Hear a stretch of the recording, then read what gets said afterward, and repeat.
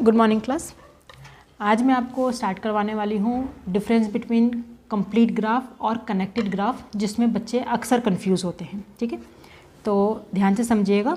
बिल्कुल भी इसमें टेंशन लेने की बात नहीं है कि ये दोनों सिमिलर हैं या कन्फ्यूजन है, कोई कन्फ्यूजन नहीं है। ध्यान से सिंपल शब्दों में समझाऊंगी। देखिए, कंप्लीट ग्राफ और कनेक्टेड ग्राफ, डिफरेंस इनके शब्दों में ही है। ठीक है, जैसे मैं हमेशा बोलती हूँ कि जो इंग्लिश के शब्द हैं उनको आप अगर हिंदी करेंगे तो आपको मतलब समझ में आ जाएगा। कनेक्टेड ग्राफ वो ग्राफ होता है जो कनेक्टेड होता है, मतलब उसमें किसी भी कोई भी वर्टेक्स ऐसा नहीं होता जो अनरीचेबल होता है। मतलब ऐसा कोई भी वर्टेक्स नहीं होता जहाँ पे पहुँचा नहीं जा सकता।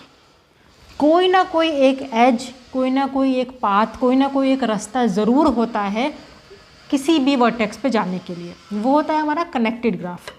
कंप्लीट ग्राफ वो होता है जिसमें सारे वर्टेक्स एक दूसरे से कनेक्टेड हों। वो हमारा कंप्लीट ग्राफ यानी कि पूरा ग्राफ कहलाया जाता है। एग्जाम्पल देकर समझाती हूँ। देखिए, सपोज़ ये मेरा एक ग्राफ है जिसमें हमारे 1 2 3 4 वर्टेक्स हैं। ठीक है, अब 1 2 से कनेक्टेड है, 1 3 से भी कनेक्टेड है और 1 4 से भी कनेक्टेड है। 4 है, तो 1 वाला वर्टेक्स तीनों से कनेक्टेड हो गया। अब आते हैं 2 पे। 2 किससे कनेक्टेड है? अभी फ़िलहाल सिर्फ 1 से कनेक्टेड है। 2 3 से भी कनेक्ट कर दिया हमने और 2 4 से भी कनेक्ट कर दिया हमने।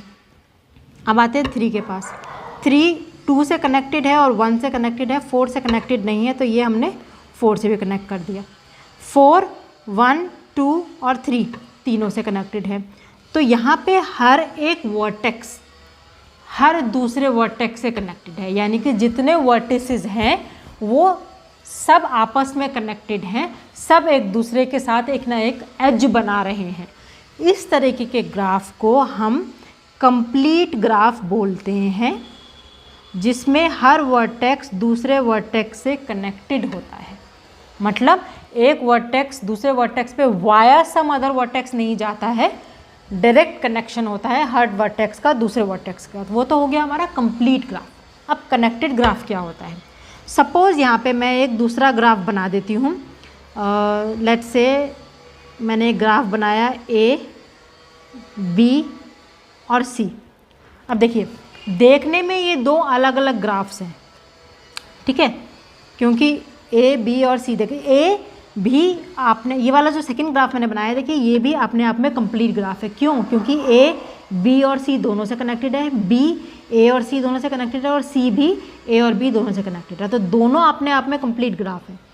अब मैं इसको मुझे एक सिंगल ग्राफ में कन्वर्ट करना है, तो मैं क्या करूँगी, बीच में कहीं भी किसी भी वर्टेक्स को एक ग्राफ के दूसरे ग्राफ के किसी भी वर्टेक्स से ज्वाइन कर दूँगी। सपोज़ मैंने यहाँ पे इससे ज्वाइन कर दिया 3 को B से।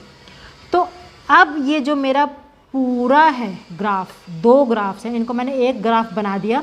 इसको हम कहेंगे कनेक्टेड ग्राफ। मतलब अगर मैं बोलूँ कि मुझे 1 से स्टार्ट करना है या मुझे किसी और भी वर्टेक्स से स्टार्ट करना है, तो मैं C पे कैसे पहुँच सकती हूँ? तो 1 से 4 तक, 4 से 3 तक, 3 से B तक और B से C तक पहुँच सकती हूँ। या 1 से 2, 2 से 3, 3 से B और B से C पहुँच सकती हूँ। तो कई सारे रास्ते हैं C तक पहुँचने के लिए।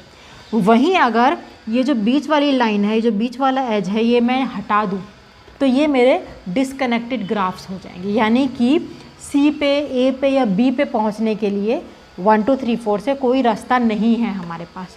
तो इस तरह का ग्राफ जिसमें हर वर्टेक्स पे पहुंचने के लिए कम से कम एक रास्ता हो हमारे पास, कहीं से भी हो, वाया हो, डायरेक्ट ना हो, इनडायरेक्ट रास्ता हो, लेकिन रास्ता ज़रूर हो, उस तरह के ग्राफ को हम बोलते हैं कनेक्टेड ग्राफ।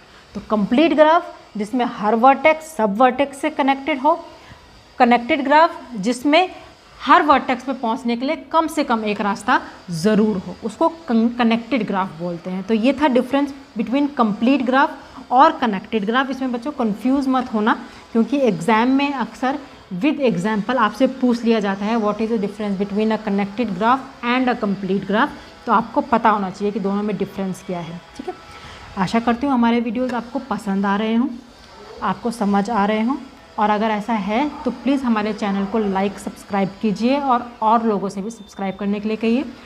आगे इसी चीज़ को कंटिन्यू करते हुए और भी सब्जेक्ट के साथ आपके पास आती रहूँगी रेगुलरली। हमारे वीडियोज़ को देखते रहिए और बने रहिए। Thank you.